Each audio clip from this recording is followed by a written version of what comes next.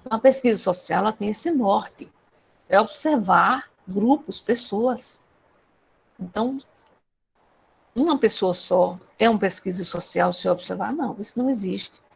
Eu preciso de sujeitos de pesquisa. Então, preciso de mais pessoas, porque uma pessoa só não me dá uma resposta. Por exemplo, mais uma vez considerando a Covid, vocês devem ter acompanhado que quando eles faziam a pesquisa para ver, né, as implicações da vacina, eles tinham que experimentar isso em várias pessoas. Por quê? Porque se experimentasse em um grupo muito pequeno, a ciência iria questionar os resultados. É preciso um grupo grande para poder dar respostas. Né? Quando um instituto de pesquisa está fazendo um levantamento político, por exemplo, de eleição, tem que pegar um grande número de pessoas, uma grande amostra, porque senão os resultados serão questionados. Então, a pesquisa social ela tem esse norte. Eu preciso pensar em termos de grupo.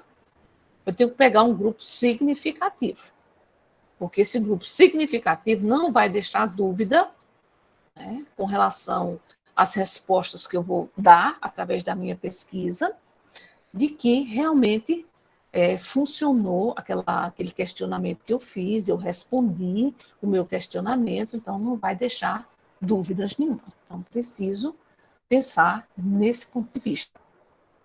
Até aqui entendido, pessoal? Alguma dúvida, algum questionamento? Não, professora. Não, professora. Todo mundo tão caladinho e eu fico precisando correr no tempo, que eu gosto de conversar, né? Vocês verem que sabem que eu gosto de conversar. Mas Estamos aqui só escutando. como o tempo passa tão rápido, Isso. né? Aí alguém diz, falta 3 e como tendo papo, a gente vai conversar bastante, tá bom? Vamos lá, então. Pesquisa histórica. Veja, pesquisa histórica, claro, a história ela é construída, a gente sabe disso, pelos acontecimentos do passado e do presente, ela está sendo construída. Né? Então, eu não tenho história do futuro. Então, eu tenho o que já aconteceu, ou o que está acontecendo. O que aconteceu há 1 minuto atrás já é história. Né? Deixa eu ver aqui, tem alguém querendo entrar, pessoal. Licença.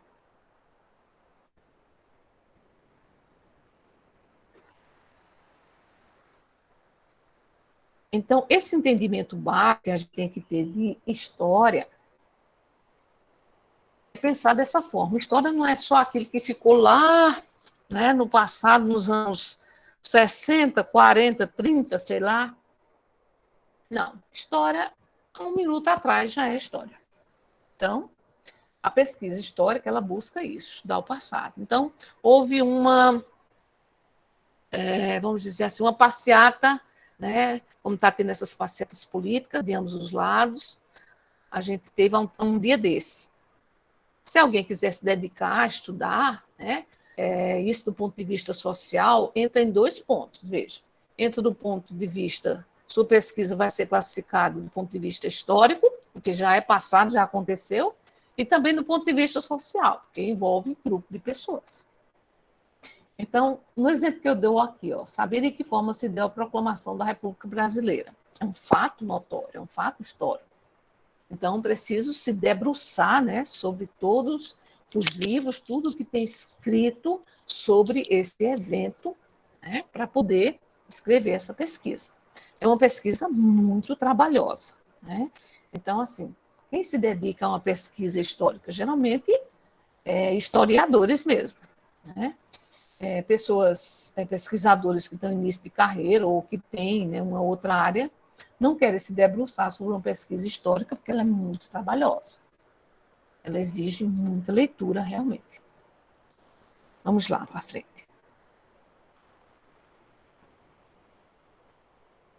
Vamos fazer agora a pesquisa chamada de teórica. Bom, a pesquisa teórica, ela analisa uma determinada teoria. Bom, quando a gente diz assim, a pesquisa é teórica, muitas vezes o aluno entende que teórica quer dizer baseada, né, na leitura, ou seja, está mais baseada na escrita, mas, na realidade, a pesquisa teórica ela vai em cima do nome dela mesma. Ela se propõe a estudar, né, uma teoria, determinada teoria. Então, por exemplo, vamos pensar no pensamento sistêmico, que é defendido pelo físico chamado Fritjof Capra. O nome do cara já é motivo de pesquisa, né?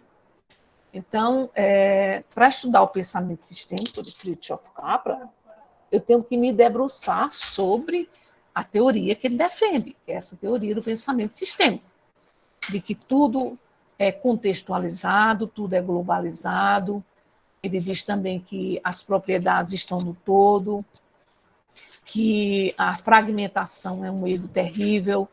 E aí, para entender a fragmentação, a gente tem que entender, por exemplo, as disciplinas, porque é que a gente estuda o conhecimento na forma de disciplinas, porque aí já está mostrando a fragmentação e assim por diante. Então, isso é a essência da pesquisa teórica. Se debruçar sobre, né, uma determinada teoria, sobre um determinado, vamos dizer, teórico, né, ou cientista que escreveu aquela teoria. E tem várias por aí, né? Aqui, por exemplo, chama a atenção para a neutralidade científica. Então, ver quais são os autores que defendem essa teoria da neutralidade científica. Bom, aqui eu vou estar pulando, tá bom? Depois, se der tempo, a gente trabalha, não é, é mais complementar. Eu vou aqui para frente.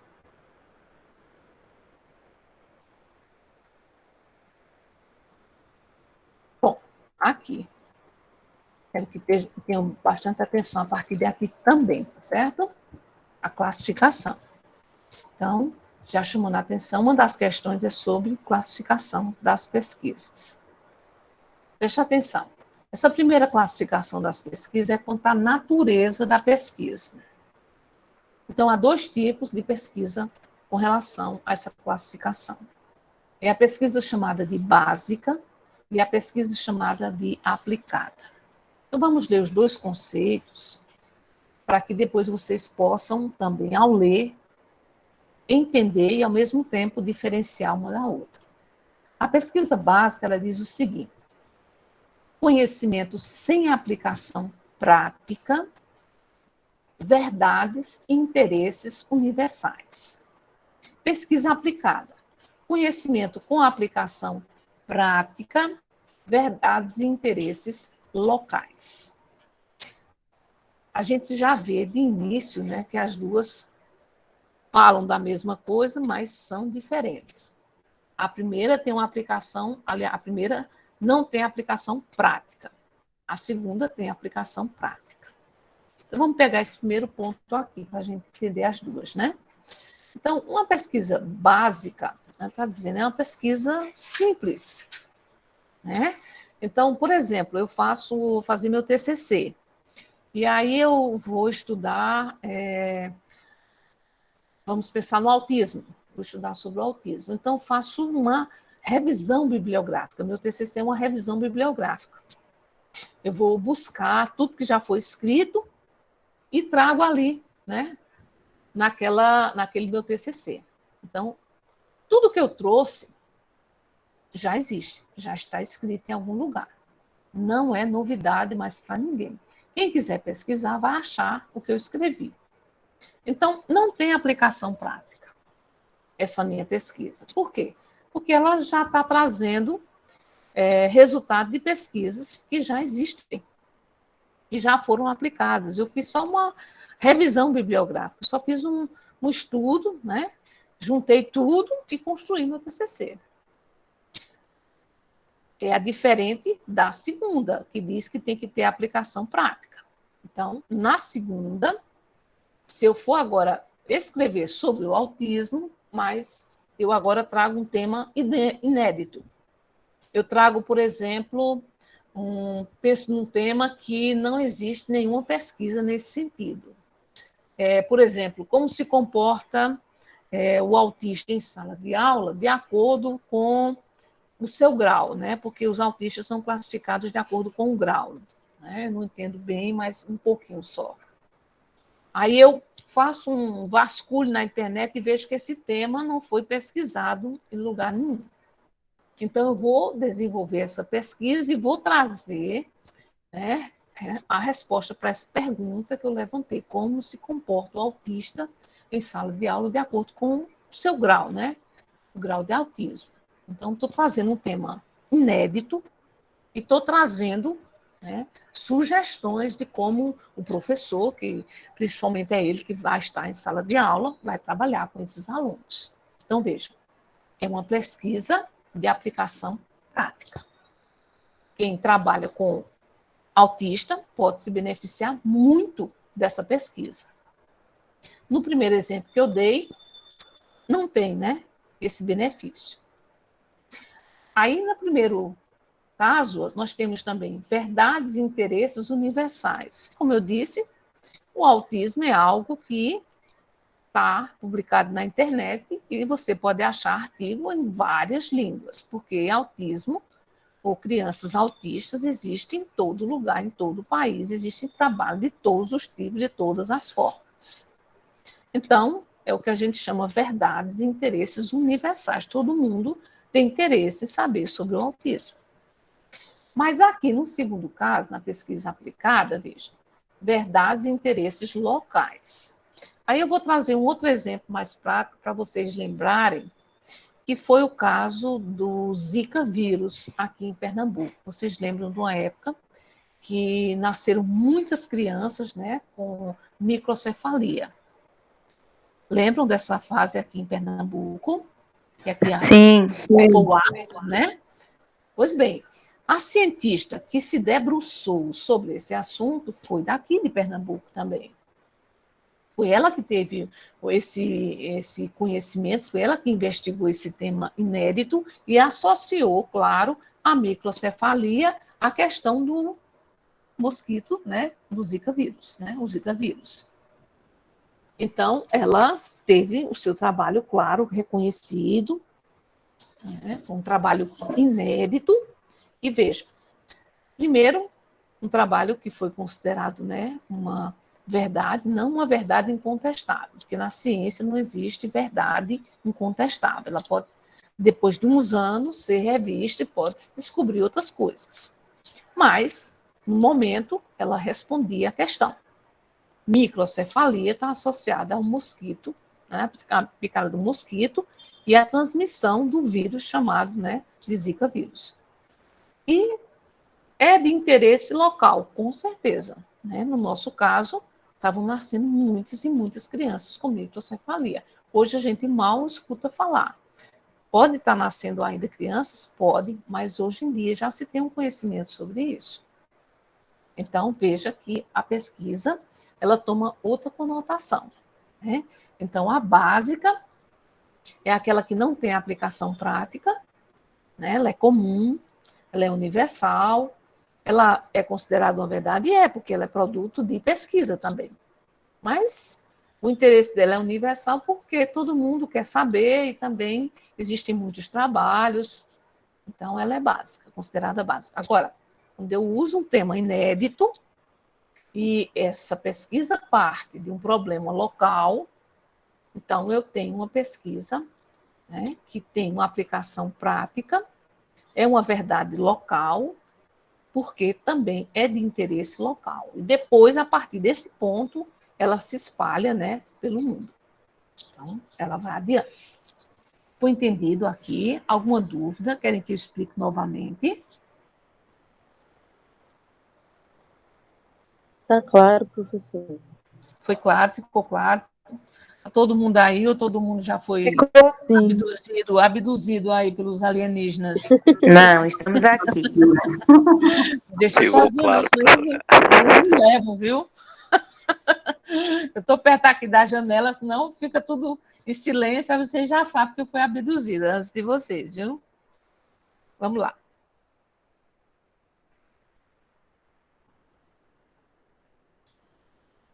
Vamos ver a outra classificação agora.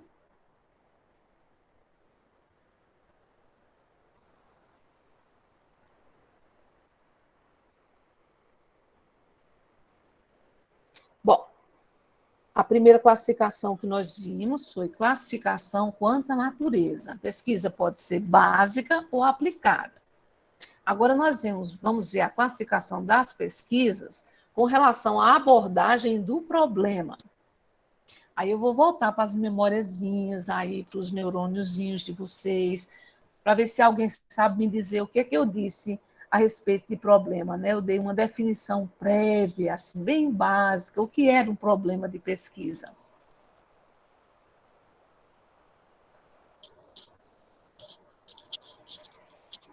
Nada, os alienígenas levaram todo mundo.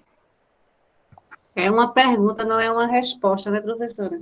Muito bem, é uma pergunta. É uma pergunta. Não é uma resposta, não é uma afirmação, é uma pergunta. Eu tenho que levantar uma pergunta, né?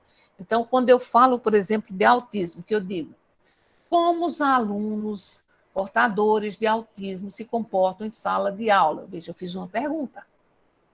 Então, eu tenho que fazer uma pesquisa agora e responder essa pergunta. Minha pesquisa será responder essa pergunta. Então, esse é a questão do problema, né? Fundamental na pesquisa. É o que a gente chama problema de pesquisa. Eu tenho que, antes de tudo, antes de fazer qualquer pesquisa, qualquer trabalho de caráter acadêmico, levantar um questionamento, ou seja, elaborar um problema de pesquisa. Ou, de forma mais simples, eu tenho que fazer uma pergunta e responder essa pergunta com minha pesquisa. Então, veja que, de acordo com essa classificação, a pesquisa pode ser qualitativa ou quantitativa. Então, isso vocês vão ver bastante se vocês pegarem artigos na metodologia, tem lá, às vezes o aluno coloca assim, essa pesquisa é de caráter qualitativo, exploratória e experimental. Aí começa a classificar, né, a pesquisa. Principalmente em relação ao problema, porque nenhuma pesquisa pode partir do zero, ela tem que ter um problema. Então, qualitativo ou quantitativo, a própria palavra já dá uma ideia para vocês. Se eu estou falando de quantitativo, eu estou falando de quantidade. A palavra já me lembra isso, quantidade. Então, nessa pesquisa aqui, quantitativa, eu peguei a segunda já para clarear a primeira. Nessa quantitativa, eu já tenho que ter em mente que eu tenho que trabalhar com dados numéricos. Então, tenho que usar, como está aqui, recursos e técnicas estatísticas, ou seja, eu tenho que usar, né, fazer experimentos, mas eu tenho que trabalhar com números, são gráficos, são tabelas, mas tem que ter números. Então, a pesquisa quantitativa ela implica basicamente nisso. Eu tenho que trabalhar com dados numéricos. Já a qualitativa, você entendendo a quantitativa, você já entende a qualitativa. A qualitativa não tem dados numéricos. Então, o que a qualitativa tem, professora? Se ela não vou trabalhar com números com ela. Bom, você pode trabalhar com o que você quiser, contanto que não entre números. Mas se eu colocar números fica errado, de forma nenhuma. Você pode colocar um gráfico, né? Mas o seu foco não pode ser numérico. Ele pode aparecer complementando sua pesquisa, mas ele não será o foco. Veja, não requer o uso de métodos e técnicas estatísticas, a análise é indutiva. Aí, nessa palavrinha aqui, análise indutiva, a gente compreende melhor a pesquisa qualitativa. Aliás, o próprio nome já chama atenção, né? Eu quero agora uma pesquisa baseada na qualidade do que eu vou escrever. E ela é indutiva, por quê? Eu vou pesquisar e vou querer responder a pergunta que eu fiz. Porque, na realidade, quando a gente faz uma pergunta para fazer um trabalho científico, no fundo, a gente já sabe a resposta. Aliás, a gente, no mínimo, deveria saber a resposta já. Então, se eu digo assim, eu vou trabalhar com projetos, né? Eu vou trabalhar com projetos em sala de aula. Eu quero saber como os projetos eles beneficiam os alunos na aprendizagem. Aí, quando eu faço essa pergunta, no fundo, eu já sei que os projetos eles vão trazer uma melhor aprendizagem do que a aula habitual. Por quê? Porque eu vou trabalhar na minha pesquisa de modo que o resultado seja indutivo, ou seja o que eu quero. Eu vou conduzir minha pesquisa para dar a resposta que eu quero.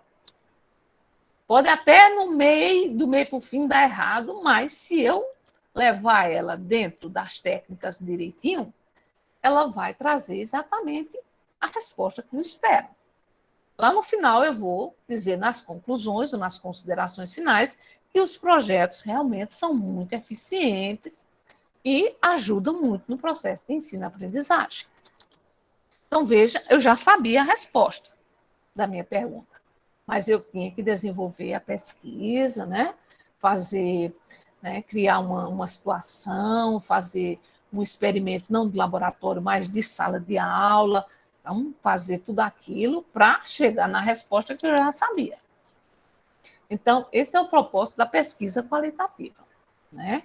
Eu vou trabalhar de forma indutiva, vou induzir a resposta, né, daquela pergunta ou daquele questionamento que eu levantei. Já na pesquisa quantitativa, eu levanto o problema de pesquisa? Sim, eu levanto o problema de pesquisa. Só que eu não vou responder de maneira simples, como eu respondi da primeira vez, né? Só de maneira ali, né, escrita, é isso, é isso. Não, aqui eu vou ter que provar por números. Então, vou ter que usar números aqui para provar. Se eu digo determinado número, determinada quantidade da população de certa cidade é analfabeta, eu vou ter que provar. Eu vou ter que ter uma amostra significativa, pegar, sei lá, dependendo da quantidade de pessoas da cidade, se a cidade tem, vamos dizer, um vilarejo, 2.000 pessoas, por exemplo, ou uma cidade, não sei quanto é que é preciso para ser uma cidade, né? Mas aí eu tenho que pegar uma amostra significativa. Se tem 2.000, eu tenho que pegar 1.000. Então, eu tenho que trabalhar, veja, com dados de 1.000 pessoas para provar realmente que metade daquela população é analfabeta. Senão, minha pesquisa ela não vai ter sustentação científica. Então, simplificando mais uma vez, a pesquisa quantitativa envolve números, eu vou ter que trabalhar com números para responder meu questionamento, que é meu problema de pesquisa, e na pesquisa qualitativa eu não vou precisar utilizar isso aí, esses dados estatísticos. Posso usar números, professor, em algum caso, como eu mencionei? Pode, você pode colocar um gráfico, uma tabela, mas isso não é o foco da sua pesquisa. A sua pesquisa, ela tem foco na parte teórica, na parte exploratória, e não na parte numérica. Se aparecer alguma coisa numérica, é só complementar. Então, não é para fundamentar. E aqui abaixo, nós temos algumas situações, eu nem queria entrar nisso aqui com vocês agora, para não complicar, né, para poder cobrar na prova e vocês não ficarem com mais essa informação, mas eu vou dar uma explicação geral, já está dizendo aqui, generalização, né? É o que a gente chama de factual e fenomênica. Na realidade, o que a gente chama disso aqui são determinadas linhas de pesquisa ou determinados modos de pesquisa. Quando eu falo que a pesquisa é factual, eu vou mensurar. O que é mensurar? É medir. Eu vou medir as chamadas variáveis pré-determinadas. E o que é isso, professora? Que linguagem difícil. Eu vou medir as possíveis soluções para o meu problema de pesquisa. Então, isso é a pesquisa factual. Eu vou medir, literalmente, eu vou pensar em termos de número, quais são as possíveis respostas para o meu problema de pergunta. 50% de chance disso acontecer, 25% de chance de não dar certo. Então, vou, levantar uma medição, né? Vou mensurar. Já na fenomênica, eu vou trabalhar, veja, essa palavrinha, preste atenção, hermenêutica. Alguém já ouviu falar dessa palavrinha hermenêutica? Ah, mas eu não me lembro o que significa. Muito bem, então vamos mexer nos neurônios. e para quem não ouviu falar, vamos entender agora. Bom, a palavrinha hermenêutica, embora seja uma palavrinha, né, mais complicada da linguagem científica, nada mais é do que a habilidade do pesquisador de explorar, né, os assuntos. Por exemplo, quando uma pessoa está estudando a Bíblia, por exemplo, ela estuda a Bíblia, ela vai ler, né, os livros bíblicos, algum livro, alguma passagem bíblica, e ela para refletir sobre aquela passagem, para discutir, né, aqueles textozinhos escritos lá, né, não sei como é que chama, né, esqueci, gente, perdão, mas ela versículos, né, isso, pronto, a palavrinha me voltou, saiu da minha mente. Ela vai discutir os versículos, então ela está fazendo o quê? Ela está discutindo, ou seja, ela está aplicando hermenêutica. A hermenêutica é justamente a discussão, né, que o pesquisador ele é capaz de proporcionar. Aliás, a própria palavra hermenêutica, ela já surgiu associada ao estudo da Bíblia. Desde que a Bíblia começou a ser publicada, e as pessoas começaram a discutir os ensinamentos bíblicos, isso já se constituiu nesta palavrinha chamada hermenêutica. Então, a hermenêutica é justamente a discussão, e principalmente a discussão em círculo. Mas não é um círculo feito direito, não. São pessoas que vão se reunir para discutir.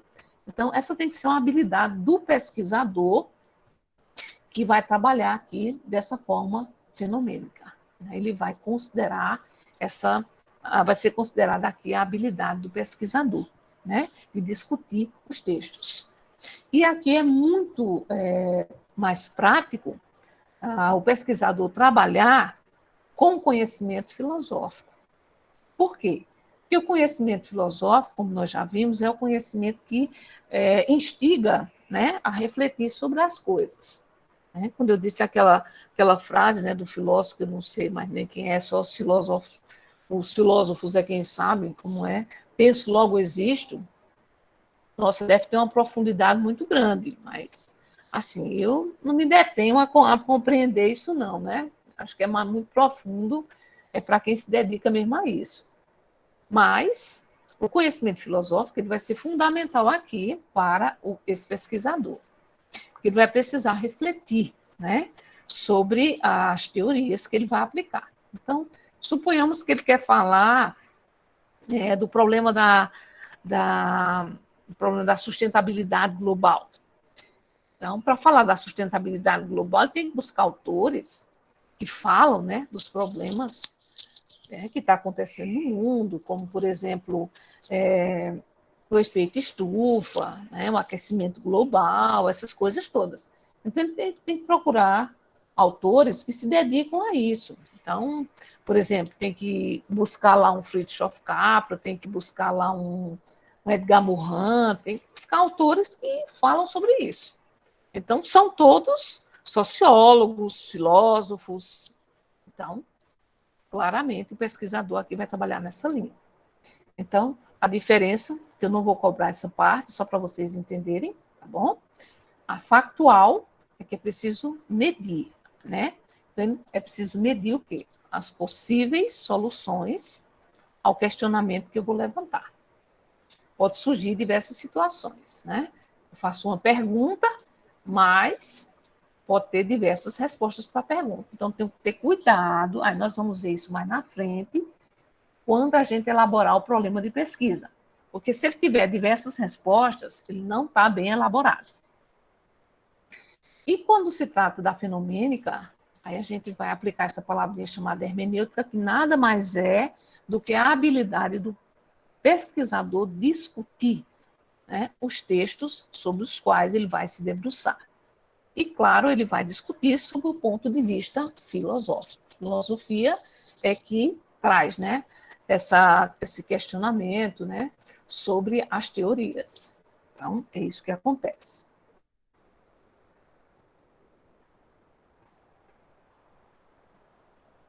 Vamos ver aqui, tá bom?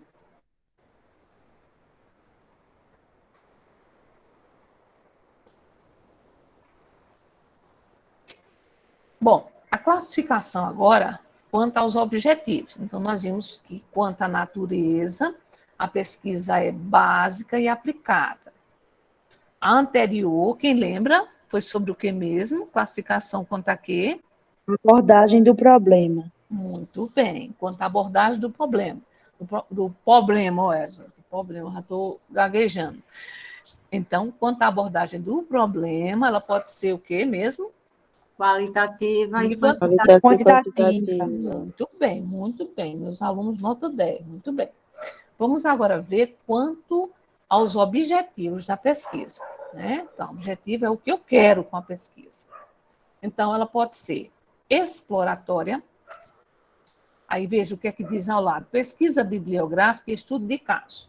Eu já disse para vocês lá no começo que a pesquisa exploratória é uma pesquisa complementar. E quase toda pesquisa é exploratória, naturalmente é exploratória. Então, se eu digo que eu vou fazer uma pesquisa qualitativa, vou fazer uma revisão bibliográfica, essa pesquisa é exploratória. Além de ser qualitativa, ela é exploratória, ela é de revisão bibliográfica e por aí vai. Então, ela vai englobar o quê? A pesquisa exploratória? O que já está dizendo, bem claro, uma pesquisa. Eu vou ter que pesquisar. E toda pesquisa, claro, é bibliográfica. Eu vou pesquisar artigos, vou pesquisar livros, revistas, tudo que tiver trazendo o assunto que eu quero saber, né? Ou então, estudo de caso. Estudo de caso, a gente viu lá na frente, quando eu mostrei para vocês aqueles textos, né? Então, a pessoa pode se basear em estudar, né? Por exemplo, escolher alguns sujeitos para fazer a pesquisa, dar um determinado texto para todo mundo ler, e depois, né, ouvir a opinião de cada um desses sujeitos sobre aquele texto, e daí ficar fazendo a avaliação de cada pessoa. Como cada pessoa respondeu, como cada pessoa se portou, e assim por diante. Então, isso é o estudo de caso.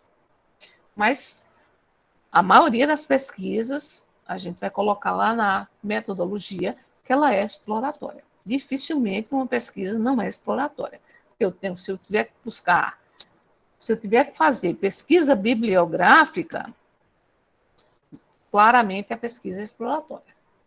Então, se eu tiver que buscar autores, né, para fundamentar, e toda pesquisa tem autores, então ela é exploratória. Agora, pesquisa descritiva, coleta de dados, questionários e observação sistemática. Bom, essa pesquisa descritiva também ela faz parte do contexto de toda pesquisa. Por quê? Porque se eu vou trabalhar determinado tempo, eu tenho que coletar informação. Então, essa coleta de dados, ela é fundamental. Agora, quando eu falo de questionários, é quando eu escolho, por exemplo, responder ao meu problema de pesquisa, perguntando, né, às pessoas o que elas entendem sobre isso. Então, eu vou utilizar esse instrumento aqui metodológico, que é chamado questionário. Então, se eu utilizar o questionário, aí eu já entro nessa pesquisa descritiva. Por quê? Porque eu vou ter que colocar lá na minha pesquisa, na parte de instrumentos metodológicos, que instrumentos eu utilizei. Se eu colocar que eu utilizei questionários, que eu fiz observação, né? Por exemplo, da prática de professores, então, notoriamente, eu fiz uma pesquisa descritiva. Então, se eu utilizar esses argumentos aqui, que são dados, questionários, observação sistemática, quer dizer, organizada, eu tenho uma pesquisa descritiva. Então, tenho que colocar lá que minha pesquisa foi de natureza descritiva. Se eu não utilizar nada disso, claro que ela não é descritiva. E o último caso é a pesquisa explicativa. A pesquisa explicativa, o próprio nome já deixa claro, o pesquisador vai explicar o que é que ele fez na pesquisa. Se ele fez uma pesquisa experimental, ele vai ter que explicar o experimento, o que ele utilizou, né, como ele utilizou, quanto tempo ele levou, o que ele observou, então ele vai estar explicando. Se for uma pesquisa ex post facto, é aquele mesmo caso que eu disse anteriormente, factual. Eu agora vou explicar as possíveis respostas que eu fui adquirindo ao longo da pesquisa. Então, por exemplo, eu proponho trabalhar com projetos, né, interdisciplinares. E eu vou avaliar como os professores se portam, né, diante dos projetos interdisciplinares. Então, no decorrer da minha pesquisa, eu vou vendo que alguns professores conseguem trabalhar bem essa prática e outros não. Que alguns entendem realmente o que é interdisciplinaridade e outros não. E aí eu vou colocar aqui na minha pesquisa explicativa, porque eu vou estar explicando essa questão. Vou estar lá dizendo, chamando os professores não pelo nome, mas vou dizer o professor A, considera que a interdisciplinaridade é isso, mais aquilo. Professor B, para ele a interdisciplinaridade é isso, mais aquilo. Então, vou estar lá explicando, quando eu estiver colocando a parte de resultados e discussão, então, vou estar explicando os dados. Então, veja, a classificação das pesquisas com relação aos objetivos são esses.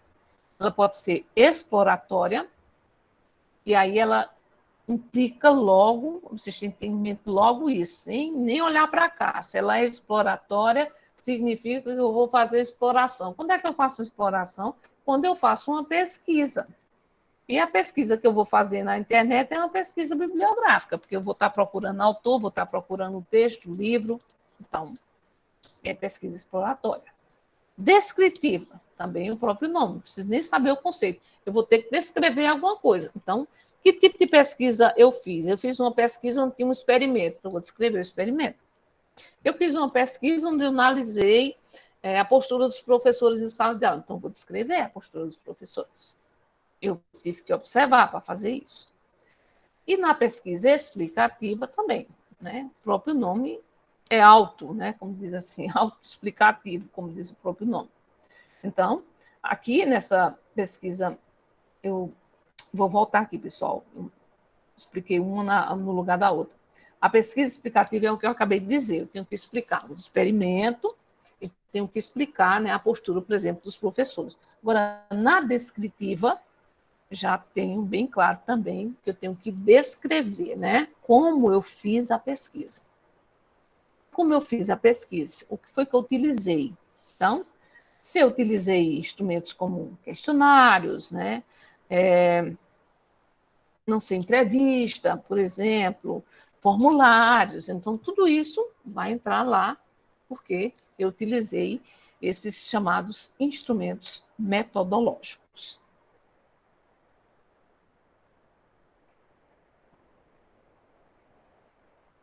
Bom, eu vou parar aqui, dar uma paradinha aqui para a gente pegar a parte prática. Aí eu vou revisar com vocês esses 3 pontos aqui, certo? São os principais. Nós vimos a classificação das, né? Vimos a classificação aí das pesquisas. A primeira, quanto à natureza, é o que mesmo? Pesquisa o quê? Quanto à natureza? Pesquisa básica e pesquisa aplicada. Muito bem. E agora, quem me diz qual a diferença de uma para a outra? Quem consegue dar um exemplo?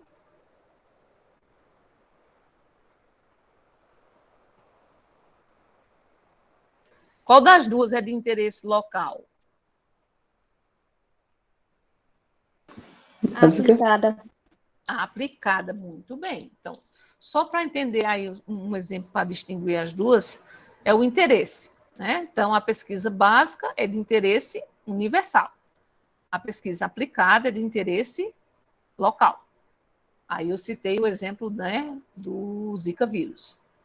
Bom, depois nós vimos a classificação das pesquisas com relação ao problema de pesquisa, que eu perguntei para vocês, e alguém já me respondeu muito bem, é um questionamento, não é uma afirmação, é um questionamento. Então, quanto ao problema de pesquisa, como é que pode ser as pesquisas?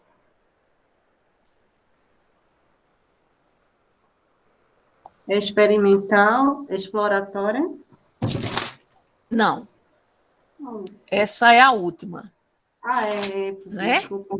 Quanto ao problema, ela é o quê? Qualitativa e quantitativa.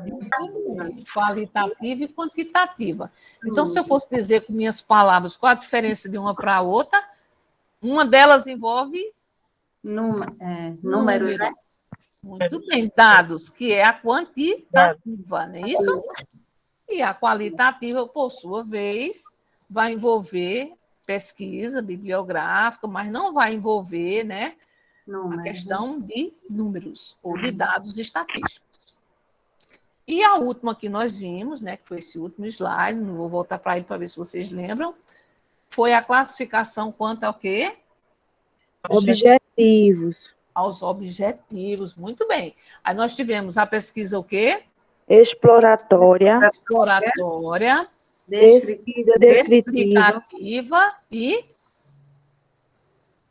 Descritiva, né? Descritiva e explicativa. A última, né? muito bem. Exploratória foi isso?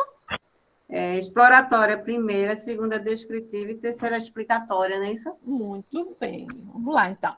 Então, na exploratória, nós já vimos que é uma pesquisa que vai estar em todo tipo de metodologia, porque toda pesquisa ela é exploratória, que eu vou ter que buscar, né, informações. Então, eu vou ter que explorar. A descritiva, nós chamamos a atenção que eu vou descrever os instrumentos que eu vou utilizar, não é isso? Então, se eu vou utilizar questionário, qualquer coisa que eu for utilizar, eu tenho que dizer lá na minha pesquisa. E a última foi o que mesmo? Explicativa.